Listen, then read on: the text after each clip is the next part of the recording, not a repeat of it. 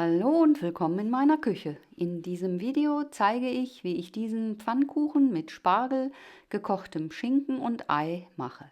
Das hört sich ganz unspektakulär an, ist aber unheimlich lecker. Zunächst wird der Pfannkuchenteig zubereitet. Es ist ein Teig für Crepe. 150 Gramm Mehl werden in eine Schüssel gegeben, dazu kommt eine Prise Salz und nach werden 300 Milliliter Milch dazugegeben und die Zutaten werden miteinander verrührt, bis ein glatter, relativ flüssiger Teig entsteht. Dann werden noch 15 Gramm geschmolzene Butter in den Teig gegeben sowie ein Ei. Alles wird untergerührt.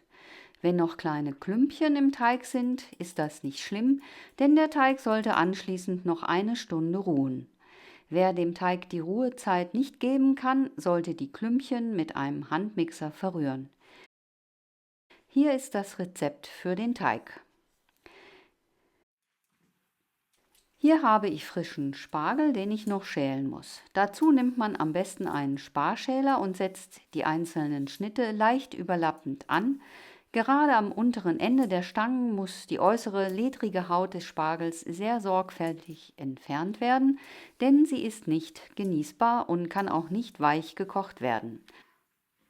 Anschließend schneide ich die Stangen an der Spitze beginnend schräg ab, drehe die Stange um eine Viertelumdrehung und schneide wieder ein Stück ab und so weiter. So erhalte ich lauter schräge, unregelmäßige Stücke. Sie werden gesalzen und es kommt ein Stück Butter zum Schmoren dazu. Einmal auf dem Herd gebe ich noch 2 Esslöffel Wasser dazu und lasse den Spargel nun auf kleinster Stufe etwa 7 bis 10 Minuten schmoren, bis er weich ist. Hitze und Salz entziehen dem Spargel Wasser, das später für die Zubereitung einer Soße benutzt werden kann. Die Zeit habe ich genutzt, etwas Rucola zu waschen und meinen gekochten Schinken vorzubereiten. Er ist vom Metzger und ich kann euch nur ans Herz legen, in einen hochwertigen Schinken zu investieren und auf keinen Fall einen billigen Pressschinken zu verwenden. Das ist schade um die Arbeit und Mühe. Hier verrühre ich einen Teelöffel Maisstärke mit etwas Wasser und gebe sie in die Kochflüssigkeit des Spargels, wo sie aufkocht und andickt. Dann kommt noch etwas Schlagsahne dazu, bis die Soße eine sämige Konsistenz erhält und schön schlotzig ist. Da das Kochwasser nicht weggeschüttet wurde, behält der Spargel seinen vollen Geschmack. Dann wird er zugedeckt zur Seite gestellt. Meine Pfanne für den Pfannkuchen lasse ich schon mal erhitzen. Bis es soweit ist, schlage ich in einer kleinen Pfanne auf kleiner Hitze ein Spiegelei auf. Nun wird der Crepe gebacken. Der Teig wird in die heiße, leicht gebutterte Pfanne gegeben und mit einem Teigrechen rund ausgestrichen. Gewendet werden muss der Pfannkuchen nicht.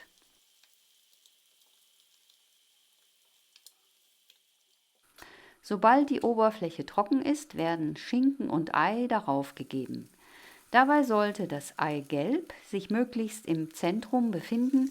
Ihr werdet gleich verstehen, warum. Um das Ei wird nun die Hälfte des Spargels verteilt, wobei ich die Spitzen zurückbehalte. Nun werden die 4 Kreissegmente nach innen geklappt, sodass ein Quadrat entsteht. Man muss ein bisschen aufpassen, denn der Teig ist natürlich heiß. Dann wird der Pfannkuchen auf einen Teller gegeben, ups, nichts passiert, und mit ein wenig Rucola ausdekoriert. Bis der zweite Crepe fertig ist, hält man den ersten am besten im Backofen oder auf dem Teller, der auf einem Topf mit kochendem Wasser steht, warm. Das Eigelb braucht, wie bei einem gekochten Ei, lediglich warm zu werden und sollte nicht fest werden, dann schmeckt es viel besser. Und natürlich müssen auch noch die 2 Spargelspitzen dekorativ neben das Eigelb positioniert werden. Klein geschnittener Schnittlauch lockert die Optik ein bisschen auf und gibt einen interessanten Geschmack nach Frühling. Fertig ist das Essen. Wer vor dem Essen eine Vorspeise reichen möchte, kann zum Beispiel eine grüne Erbsensuppe oder eine Kastaniensuppe machen. Und zum Nachtisch könnte man diese tolle Erdbeertorte kredenzen. Die Links dazu finden sich unten in der Beschreibung.